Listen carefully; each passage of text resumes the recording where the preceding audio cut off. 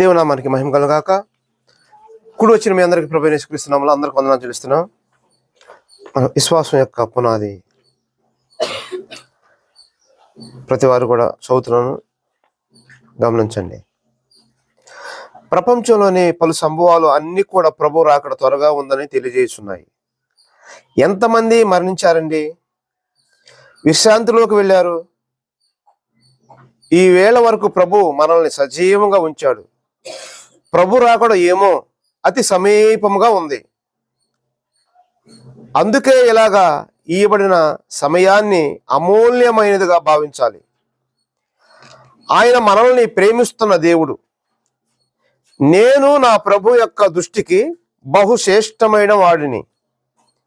మీరైతే మమ్మల్ని చూస్తున్నారు. మనందరి మధ్యలో సర్వశక్తిమంతుడకు దేవుడైన దేవుని సన్నిధి, సర్వశక్తిమంతుడైన దేవుని సన్నిధి ఉన్నది. మన అందరి మధ్యలో ఏమున్నది? సర్వశక్తిమంతుడైన దేవుని సన్నిధి ఉన్నది. ఎక్కడ పొరపాటు దొరుకుతుంది అంటే, ఎదుట ఉన్న వ్యక్తుల మీద దృష్టి పెట్టి దేవుని మీద నుండి దృష్టిని తొలగించుకుంటూ ఉంటాం. అనేక సందర్భాల్లో, సమయాల్లో ఏం చేస్తాం? ఎదుటి వారి మీద దృష్టి పెడతాం. మన దృష్టి మొత్తం ఏమెత్తికెళ్ళింది? కాకెత్తికెళ్ళిపోయింది. అంటే మనం పెట్టవలసిన దృష్టి పెట్టకుండా మన దృష్టి ఇతరుల మీద పెడుతున్నాం. అప్పుడు ఆ ఇతరుల యొక్క ఆ చెడిపోయిన స్వభావం మనలోకి వస్తుంది. మన దృష్టి ఎగిరిపోతుంది. చాలా జాగ్రత్తగా వినాలి, చాలా జాగ్రత్తగా ఉండాలి సంఘం. ఇప్పుడు ఇతరుల మీద, ఎవరి మీద దృష్టి పెట్టే సమయం మనకి లేదు, కాదు కూడా. అది మన పని కాదు. జాగ్రత్తగా ఉండాలి.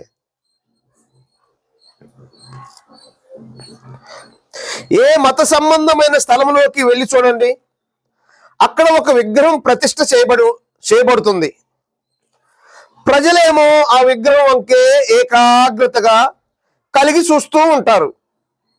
ఆ విగ్రహాన్ని జాగ్రత్తగా చూస్తూ ఉంటారు. ఎందుకు? ఆ విధంగా ఏకాగ్రత కలిగి చూస్తూ ఉంటారు. కొంతమంది మౌనంగా ఆ విగ్రహం వద్ద కూర్చుంటారు. మరి కొంతమంది మోకరించి సాష్టాంగ పడతారు.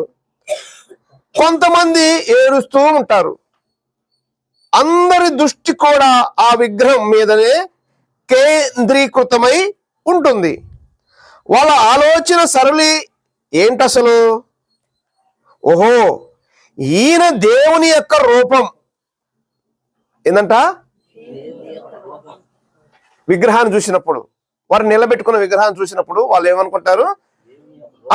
దేవుని యొక్క రూపం అన్న భావం. అందుకే ఎంతో పవిత్రంగా కడిగి నిలబెడతారు. ఏంటంటే నిలబెడతారు. దానిని తైలాభిషేకం చేశారు. అలాగే అర్చకత్వం చేయటానికి పూజారి గారు కూడా ఉన్నారు. ఈ ప్రకారంగా ఒక మత సంబంధమైన స్థలం అది. దైవ రూపాన్ని ఈ సృష్టిలో ఉన్న ఏ వస్తువుతోనైనా మనం పోల్చగలం. ఏమండి? దైవ రూపాన్ని ఈ సృష్టిలో కనబడుతున్న ఏ వస్తువును కూడా మనం పోల్చకూడదు. అర్థమైంది కదా మీకు? అంటే విశ్వాసం ఇంకా లోతులోకి వెళ్తుంది. ఇప్పుడు ఈ విశ్వాసము రక్షణ పొందిన వారి గురించే ఇది. ఏ ఊరికి వచ్చి ఊరికి పోయే వారికి దీనికి సంబంధం లేదు. మంచిగా అర్థం చేసుకోండి. విశ్వాసం లోతుకి వెళ్తున్నప్పుడు మన పక్కనున్న భార్య ఉండదు, మన పక్కనున్న మనకు తోడుగా అందరి ముందు ప్రమాణం చేసిన భర్త ఉండడు, మనకి పుట్టిన బిడ్డలు ఉండరు, సహోదరులారా ఎవరు ఉండరు. మనమే ఒంటరిగా ప్రయాణం చేయాలి. మంచిగా అర్థం చేసుకోండి. ఈ ప్రకారంగా ఒక మత సంబంధమైన స్థలము అది. దైవ రూపాన్ని ఈ సృష్టిలో ఉన్న ఏ వస్తుతో మనం పోల్చజాలం. అంటే ప్రకృతిలో ఉన్న ఏ ద్రవ్యరాశితో కూడా దేవుని యొక్క ప్రతిబింబాన్ని రూపించజాలం.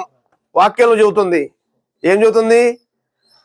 ఆకాశమందైనను భూమి కిందనైనను పాతాళమైనను ఏ చేపైనా ఏ ప్రతిమైనా ఏ రూపమైనా ఏ విగ్రహమైనా మీరు ఏ మనిషిని రూపమైనా మీరు చేసుకునకూడదు. ఈ ద్రవ్యరాశిలో చూస్తున్నాం మనం. సూర్యుడు, చంద్రుడు, నక్షత్రములు ఈ సృష్టిలో ఏం చేస్తారండి? ఒకరేమో సూర్యుని పూజించేవారు, ఒకరేమో చంద్రుని పూజించేవారు, ఇంకొకరు ఉంటారు వారు నక్షత్రాలు పూజిస్తారు, ఇంకొకరు ఉంటారు వెలుగును పూజిస్తారు. అర్థమవుతుందండి? ఏ రాశిని పూజించటానికి వీలు లేదు. ఈ రాసులన్నిటిని దేవుడు ఎందుకు పెట్టాడు? ఓ మానవుడా, మనకు అవసరానికి పెట్టాడు. కానీ మానవుడు ఏం చేస్తున్నాడు? ఏం చేస్తున్నాడండి?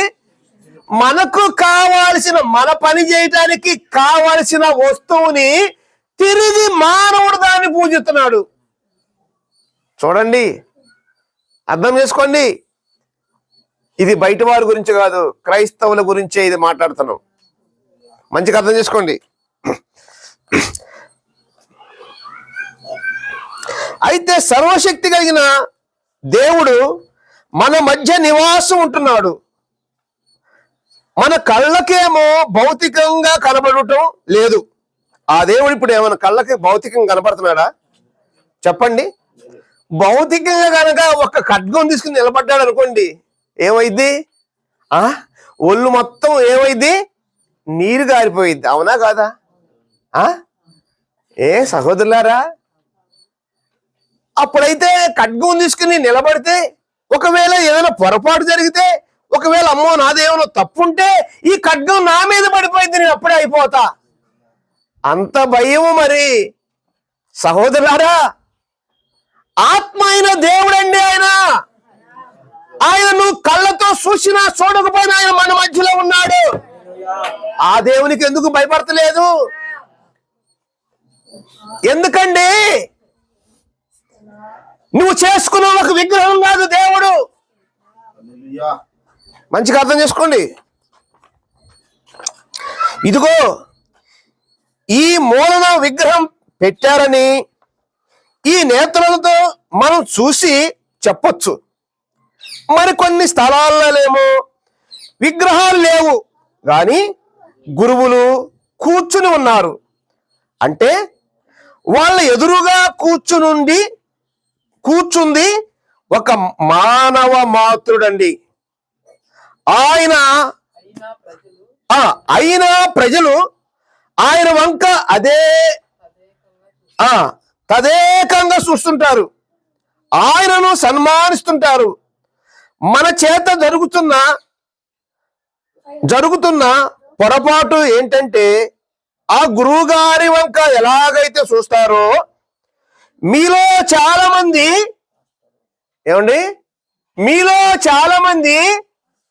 ఎవరి వంక చూస్తారు? ఇక్కడ రాసిన విషయం కాదు, జరుగుతున్న విషయమే ఇది. అర్థమవుతుందా? మీ మనసుల్లో దాగి ఉన్న విగ్రహమే ఇది. ఆ జీవాత్మను మన మధ్యలో సంచరిస్తున్న సర్వశక్తిమంతుని దేవుని జీవము మనలోనికి రాకుండా ఎన్ని రాళ్ళు బండలు పెట్టేసామండి. మన హృదయానికి ఎన్ని బండలు పెట్టేసామండి. ఇది మరి అర్థమవుతుందా? జరుగుతున్న మోసం అర్థమవుతుంది కదా? మీలో చాలా మంది పాస్టర్ వంక చూస్తుంటారు. మేము మీ గురువులము కానే కాదండి. అయితే ఒక మాట ఏనండి, బాబా గారు, గురువు గారు, స్వామీజీ గారు వీరి లోకంలో చాలా మంచోళ్ళండి. వాళ్ళు ఎంతో మందిని ఆదరిస్తారు, వారు ఎంతో మందిని గౌరవిస్తారు, వారి మతపరమైనటువంటి ఎంతో మంది పేదలకు సహాయం చేస్తారు. వైద్యరీత్య కూడా వారికి అనేక మేళ్ళు, మెడిసిన్స్ అనేకమైన పంచి పెడతారు. మంచిదేనండి. కానీ వారు దేవుడు కాదు. వారు గౌరవిద్దాం వారిని. మనం ఏం చేయాలి? వారిని మనం గౌరవించాలి, పూజించకూడదు. ఈ గురువు గారు, బాబా గారు, ఏ స్వామీజీ గారు ఈయనకి పూజకు అర్హుడు కాదు. గౌరవించవచ్చు, మనకంటే పెద్దవాడు. వాక్యం చెబుతుంది, మనకు నేర్పుతుంది మంచిగా. 613 ఆజ్ఞలు వద్దాం మనం. వాటన్నిటిని మనం గౌరవించాలి. కానీ ఏ వ్యక్తిని కూడా మానవుడు ఒక మానవుడిని పూజించడానికి వీలు లేదు. స్తోత్రం, హల్లెలూయా. అర్థం చేసుకోండి. ఎంతవరకు కూడా మర్చిపోని ఒక విషయం ఏంటంటే, ఎవరం కూడా మనం మర్చిపోని ఒక విషయం ఏంటంటే, మనందరి మధ్యలో ఒక ఆయన అదృశ్య రూపిగా ఆసీనుడయ్యాడు. ఒకవేళ గనుక ఆయన తన్ను తాను ప్రత్యేకపరుచుకుంటే పాస్టర్లు అయిన వారి పరిస్థితి ఏంటి?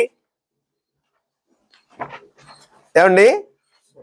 తనకు తానే ఆ మహిమ కలిగిన దేవుడు, ఆత్మ అయిన దేవుడు, సర్వశక్తిమంతుడిని దేవుడు మనందరి మధ్యలో ప్రత్యేకపరుచుకున్నాడు అనుకోండి, మరి పాస్టర్లైన పరిస్థితి ఏంటి? ఈ అయ్యగారుల పరిస్థితి ఏంటి? మాలాంటి అయ్యగారుల యొక్క పరిస్థితి ఏంటి?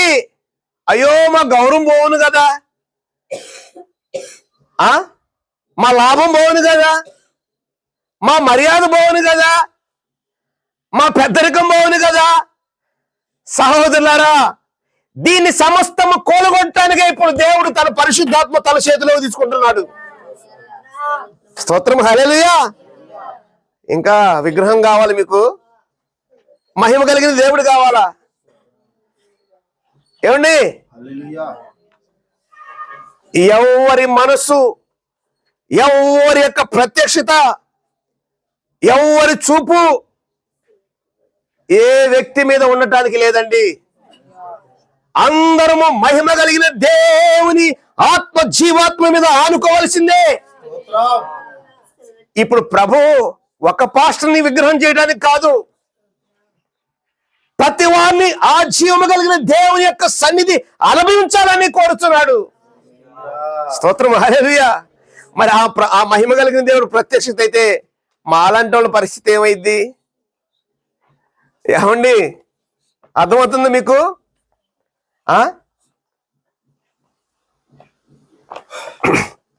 ప్రజల్ని ఆ దేవుని యొద్దకు రాకుండా, ఆ సన్నిధి, మహిమ కలిగిన సన్నిధి ప్రజల హృదయంతరంగంలో అనుభవించకుండా, సహోదరులారా, ఇట్టి పాస్టర్లైన వారే ఎక్కువ మంది ఒక అడ్డుబండగా నిలబడిపోయారండి.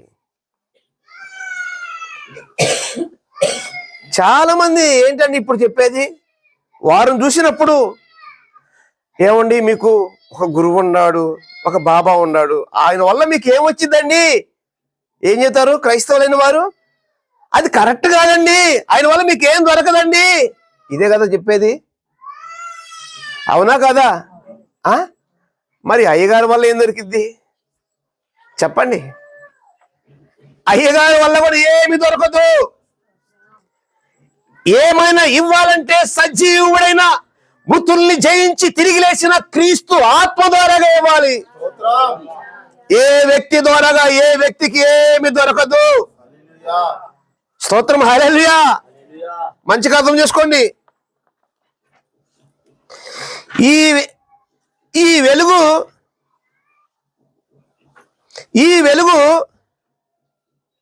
ఏంటండి అసలు? ఏంటి దేవుడు మన మధ్యలో ఉన్నాడా? మరి ఉన్నాడా లేదా?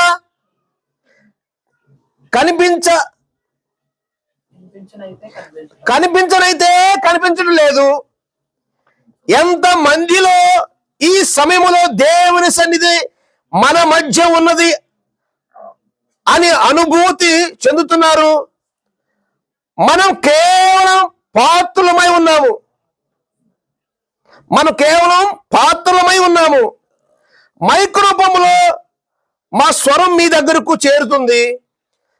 సర్వశక్తి కలిగిన దేవుడేమో మన మధ్య ఉన్నాడు. ఏమండి, ఇప్పుడు ఆ దేవుడు ఆత్మరూపులో మన మధ్యలో ఉన్నాడని ఎంతమంది గ్రహించారు? ఏదో ప్రార్థన పెడుతున్నారు కాబట్టి రావాలి, పాట ఇచ్చారు కాబట్టి పాడాలి, ప్రార్థన ఇచ్చారు కాబట్టి చేయాలి, వాక్యం ఇచ్చారు కాబట్టి చెప్పాలి. రౌండ్ అండి, రౌండ్ ఎక్కడ ఆగదు, బంతి తిరుగుతానే ఉంటది. కాదండి, అది కాదు. ఇప్పుడు క్రొత్త నిబంధన సంఘానికి దేవుడు అది కోరట్లా. సహోదరులారా, ఇప్పుడు అది కోరట్లేదు. ఎందుకంటే స్వయాన ఆ దేవుడే మధ్యవర్తికి వచ్చి అన్ని భూమి వరకు తగ్గించుకున్నాడండి. భూమి వరకు తగ్గించుకోవడమే కాదు, ప్రాణమే పెట్టేశాడు. ఇంకా మనం ఒకవేళ కొంచెం దాంట్లో కనీసం ఒక 20%, 10% తగ్గించుకుంటే ఆ జీవము, ఆ సన్నిధి ఎందుకు అనుభవించలేరని చెప్పండి. మట్టి బొమ్మలుగా పెట్టడానికి కాదు, బొమ్మగా చేయడానికి కాదు, బొమ్మలో సమృద్ధి కలిగిన జీవాత్మని ఇయటానికి. అర్థం చేసుకోండి మంచిగా. మనం అందరం కూడా మనం ఆయన ఇండ్లను మన ఇండ్లను వదిలేసి దేవుని విశ్రాంతి పొందుకునే స్థలానికి వచ్చాం. అయితే యూదులు అయిన వారేమో శనివారం విశ్రాంతి దినంగా లెక్క కడతారు. మన మట్టుకైతేనేమో ఆదివారం ఆరాధన అనగా వారములో మొదటి రోజు అనగా మన ప్రభువు పునరుద్ధానుడై లేచిన రోజు. అయితే మనం ఆది కాండంలోకి వెళ్ళి చూస్తే, ఆది కాండం చదవండి, 2వ అధ్యాయం 2 నుంచి 3 దాకా చదువుదాం. దేవుడు తాను చేసిన తన పని 7వ దినముగా సంపూర్తి చేసి తాను చేసిన తన పని అంతటి నుండి ఎన్నో దినాలంటండి? 7వ దినం. మరి ఎన్ని రోజులు పనిచేశాడు దేవుడు? 6 దినాలు. అంటే దేవుడు పనిచేశాడంటే దేవుడు ఆయన కోసం చేయలేదండి. స్తోత్రం, హల్లెలూయా. దేవుడు చెమట గార్చేవాడు కాదు, దేవుడు కష్టపడేవాడు కాదు, దేవుడు ఒకవేళ ఏదో అలిసిపోయేవాడు కాదు, దేవుడు ఏదో కొంచెం పనుకుని విశ్రాంతి అంటే పనుకుని విశ్రాంతి తీసుకునేవాడు కాదు. మనం కొంచెం పని ఎక్కువైంది అనుకోండి, ఏం చేస్తాం?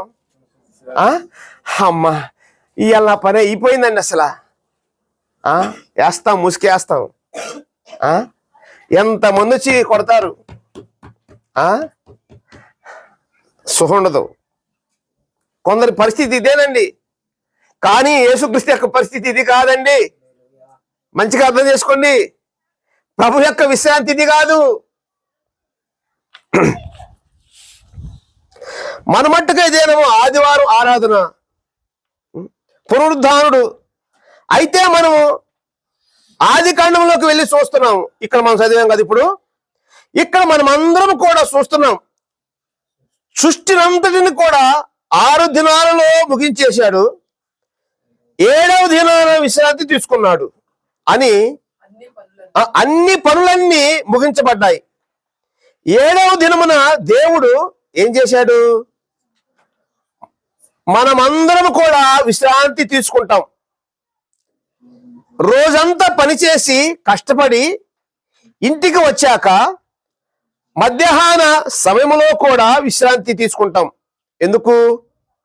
ఆహారం కొరకు. ప్రొద్దున తిన్న అల్పాహారము అరిగిపోయింది, ఇప్పుడు పని చేయడానికి శక్తి కావాలి, అందుకే కొంచెం సేపు ఆగుతాం, భోజనం చేశాం, మరలా పని ప్రారంభించాం.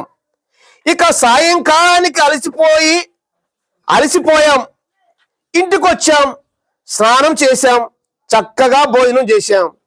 ఇక 8 గంటలకల్లా ఏం చేస్తాం? గాఢ నిద్రపోతాం. ఏమండి? అలసిపోయాం, ఇంటికి వస్తాం, ఇక 8 మంచిగా మంచం మీద పడుకుంటాం, గాఢ నిద్రపోతాం, సుఖగోడకి ఉండదు. ఇక ఎవరైనా కొట్టి లేపినా కూడా సర్వశక్తిమంతుడైన దేవుడు కూడా 6 దినాలు తన పని ముగించేసి 7వ దినమందు విశ్రాంతి పొందాడు. అలసిపోయి ఏమైనా పడుకున్నాడా ప్రభు? ఎలాగా మనం విశ్రాంతి తీసుకుంటామో ప్రభు మనలాగా విశ్రాంతి తీసుకున్నాడా? మరి ఇక్కడ రాయబడిన పదం ఏంటి? విశ్రాంతి. కానీ మనమందరము ఎరగాల్సిన సత్యం ఏంటంటే అసలు మనలాగా అలసిపోయే దేవుడు, చెమట తుడుచుకునే దేవుడు కాడండి. ఇక్కడ విశ్రమించెను అనగా అర్థం ఏమిటి? ఇక చెయ్యవలసిన పని ఏది కూడా మిగిలి లేదు. అర్థమైందండి? ఇంకా దేవుడు చేయవలసిన పని ఏది కూడా మిగిలి లేదు. దేవుడు ఆల్రెడీ చేసేసాడు. ఈ మానవుడికి కావలసిన విషయం ఏంటో చేసేసాడు. అన్ని సృష్టించిన తర్వాత మానవుడికి ప్రతి అవసరత అన్ని పెట్టిన తర్వాత మానవుని చేశాడు. ఏమండి? నువ్వు ముందా? నీకు కావాల్సిన అవసరం ముందా? చెప్పండి. మీరు ముందా? మీకు కావాల్సిన అవసరం ఉందా? చెప్పండి. అన్ని అవసరము అంత సిద్ధపరిచినాకే దేవుడు ఏం చేశాడు? అందుకని ప్రభు అన్నాడు, ముందు నా నీతిని, ఇంకెందరితో దేవుడు చిత్తమైతే మళ్ళా చూద్దాం, ముందు నా నీతిని, నా రాజ్యాన్ని వెతకండి, అప్పుడు మీకు పరలోకపు దేవుడు మీకు ఏం కావాలో. ఏమండి? అర్థమవుతుందా? ఇప్పుడు క్రైస్తవం మొత్తం ఉల్టా పడింది. ఇదిగో ఇటు నుంచి రావాలంటే ఇప్పుడు ఎటు నుంచి వస్తున్నారు తెలుసా? రివర్స్ లో ఇటు నుంచి వస్తున్నారు. అయ్యా పలానా ఊరికి ఇటు నుంచి దారి, ఇట్లా వెళ్ళాలి అని చెబితే ఇప్పుడు క్రైస్తవులు ఏం చేశారు తెలుసా? ఎట్ట తిరిగారు. ఇట్ట తిరిగి ఇదిగో ఇటు నుంచి దేవుని ఆలోచనకు, దేవుని ఉద్దేశమునకు వ్యతిరేకంగా నిలబడి ఉన్నారు. నిలబడి మరి ఇంకా ఏం కూడా చేస్తున్నారు తెలుసా? నిలబడి పాట కూడా పాడుతున్నారు, నిలబడి ఆరాధిస్తున్నారు, నిలబడి స్తుతిస్తున్నారు, నిలబడి దేవుని మహిమపరుస్తున్నారు. ఎట్లా నిలబడి? ఏమన్నా అర్థమవుతుందా? అర్థమవుతుందా? లేకపోతే ఏమన్నా లోపల నుంచి ఏమన్నా బయటికి వెళ్తుందా?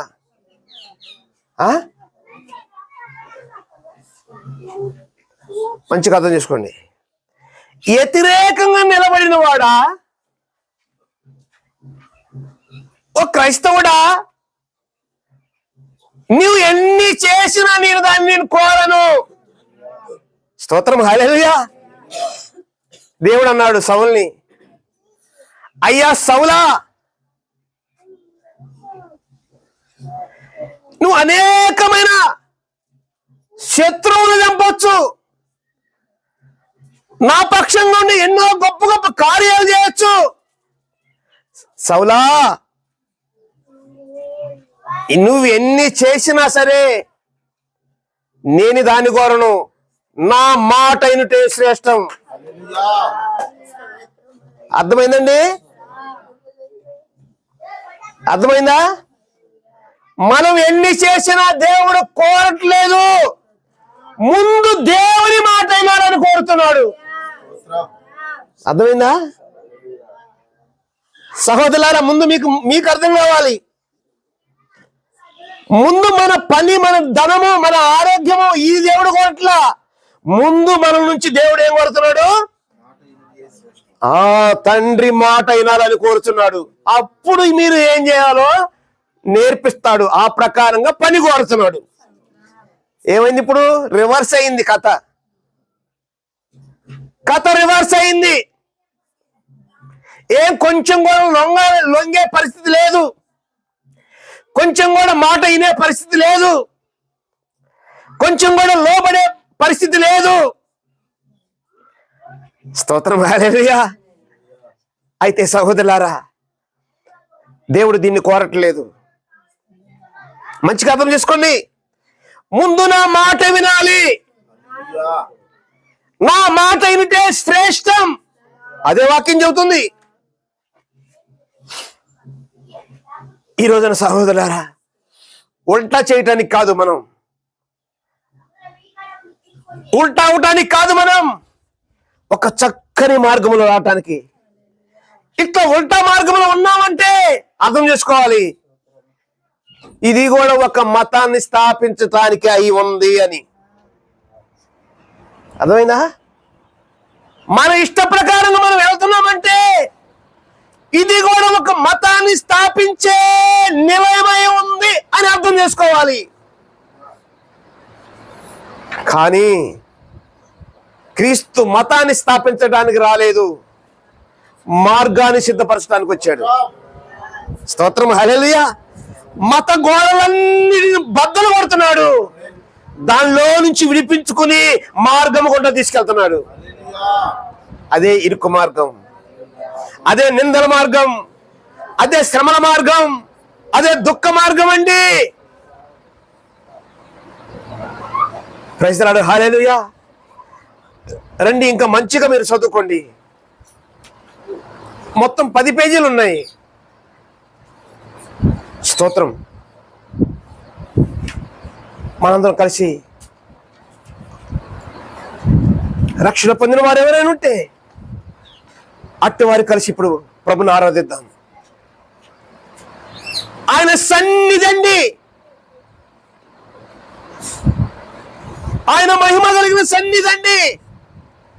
ఇదేదో ఈ బాహ్యమైన నేత్రాలు కనపడే ఆయన ఏదో ఒక బాహ్య సంబంధంగా ఉన్నవాడు కాదు.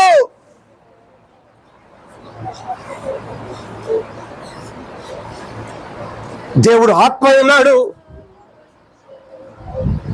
మనుషుల్ని గౌరవించండి, పెద్దల్ని గౌరవించండి, తల్లిదండ్రులు గౌరవించండి. ఇదేదో మతగంధం చెప్పట్లేదండి, వాక్యమే చెబుతుంది. గౌరవించాలి మనం ఖచ్చితంగా, కానీ వారిని అవసరమైతే సన్మానించాలి. కానీ పూజకు అర్హుడు కాదు, స్తుతులకు పాత్రుడు కాడు, స్తుతించేవాడు కాడు మానవుడు, స్తుతి తీసుకునేవాడు కాదు మానవుడు. హల్లెలూయా, స్తోత్రములు. ఇదిగో అంత చక్కని దేవుడును, అంత పరిశుద్ధులైన దేవుడును, ఇంత గొప్ప రాజును, ఇంత గొప్ప ప్రభువును ఘనపరచాలంటే, ఆరాధించాలంటే, స్తుతించాలంటే శరీరముతో కోరట్లే దేవుడు. ఎందుకంటే దేవుడు శరీరి కాదు, ఆయనకేదో చెమట మనలాగా పట్టేది కాదు, ఆయన నరమానవుడు కాదు. ఆ దేవుడు ఆత్మ అన్నాడు. హల్లెలూయా. ప్రతి వారి హృదయంలో ఉన్న ఈ పాషనే విగ్రహము కూలిపోవాలి.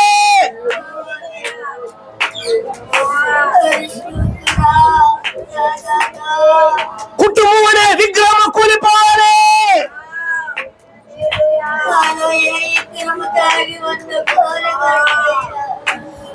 కొందరికి పిల్లలే విగ్రహము, కొందరికి భర్త విగ్రహము, కొందరికి భార్య విగ్రహము, కొందరికి వారి ధనమే విగ్రహము, కొందరికి వారి పొలమే విగ్రహము, కొందరికి వారి ఉద్యోగమే విగ్రహము. ఇన్ని విగ్రహాలు పెట్టుకొని ఆరాధించుటకు ఆయన విగ్రహము కాదండి, ఆయన ఆత్మ అయిన దేవుడు.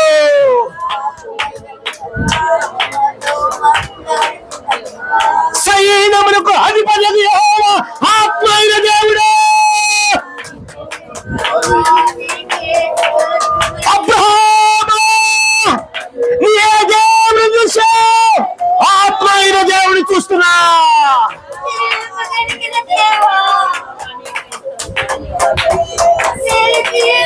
హల్లెలూయా, హల్లెలూయా.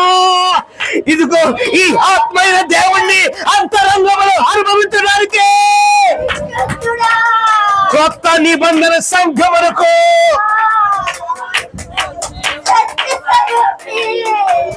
తండ్రి కుమారుడు ద్వారా హక్కు ఇచ్చాడు, అధికారం ఇచ్చాడు, వాగ్దానం చేయమన్న క్రీస్తు ఆత్మనిచ్చాడు.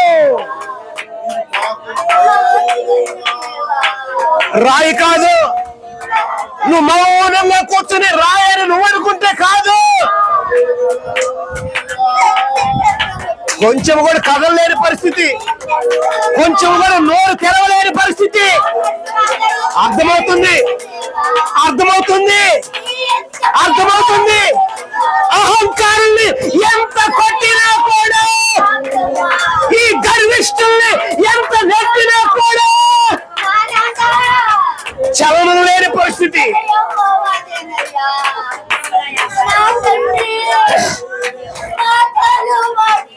హల్లెలూయా, హల్లెలూయా.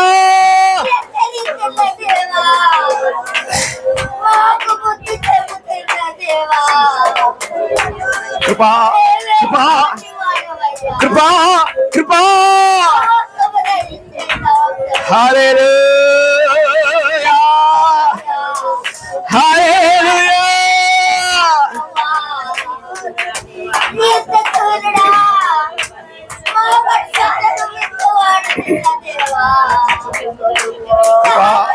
కృపా, కృపా,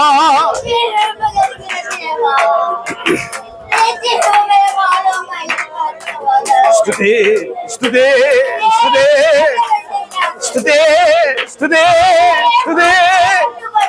హల్లెలూయా. ఇదిగో సమయాలు వచ్చి అడుగుతున్నాడు, సౌలా సమస్తమును అగ్గాగుకు సంబంధించిన సమస్తమును జయించావా? సమస్తమును నరికావా? ప్రైస్తలాడు. హల్లెలూయా, హల్లెలూయా. ఈ అగ్గాగుకు సంబంధించిన ప్రతి పశువును నరికావా? ప్రతి జంతువును నరికావా? అది శ్రేష్టమైనదైనా, అది బక్కదైనా, అది బలిసినదైనా, సమస్తము హగ్గాగుకు సంబంధించిన ప్రతి జంతువుని వధించు. హల్లెలూయా, హల్లెలూయా, హల్లెలూయా, హల్లెలూయా, హల్లెలూయా. పరిశుద్ధ తండ్రి మీకు స్తోత్రం, స్తోత్రం, స్తోత్రం, స్తోత్రం. మహాపరిశుద్ధుడు రాజ్యము కలిగిన మా ప్రభువా మీ స్తోత్రం చెల్లిస్తున్నాను. ఇదిగో ప్రభువా, మీరు అతి సమీపముగా ప్రభువా మీ రాక ఉన్నదని మాతో మాట్లాడుచున్నారు. ఇదిగో పరిశుద్ధుని తీసుకుని వెళ్ళడానికి రాబోతున్నా మా ప్రభువా. పరిశుద్ధులు ఇంకనూ పరిశుద్ధులు అవ్వాలని ప్రభువా మీరు కోరుచుండగా, అవును ప్రభువా, ఈ పరిశుద్ధులు ప్రభువా ఇంకనూ పరిశుద్ధులుగా మారటానికి ఏమేమి అడ్డుగా ఉన్నాయో, ఏమేమి బండలు ప్రభువా ఆటంకపరుస్తున్నాయో, ఏమేమి అడ్డుగా నిలబడ్డాయో వాటిని సమస్తమును కూలగొట్టడానికి ప్రభువా ఇదిగో పాష్టమైన మేము కాదు తండ్రి, మీ పరిశుద్ధ సన్నిధే ప్రతి హృదయంతరంగంలోనికి దిగవచ్చును గాక. మీరే సమస్త బండల్లో కూలగొట్టును గాక. నాలో మా అందరిలో ప్రభువా ప్రతి బండ కూలిపోను గాక.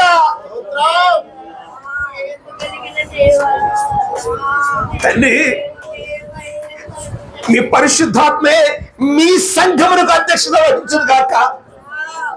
తండ్రి, మా ప్రతి మానవ ఆలోచన, మానవ ఉద్దేశంలో పూర్తిగా మీ సంఘం యొక్క పాదముల కింద లొంగిపోనుగాక.